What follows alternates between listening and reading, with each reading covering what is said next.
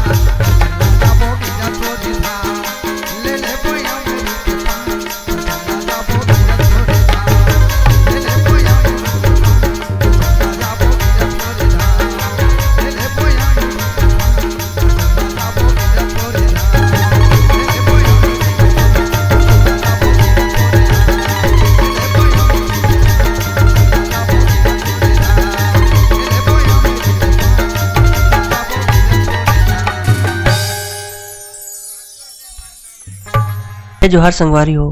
अगर आप मन ला हमार वीडियो पसंद ही सोही तो वीडियो ला लाइक करो और चैनल ला सब्सक्राइब जरूर करो और हाँ बेल आइकन ला जरूर दबाओ ताकि हमार नवा अवैया वीडियो आप मन ला सबले पहले मिले।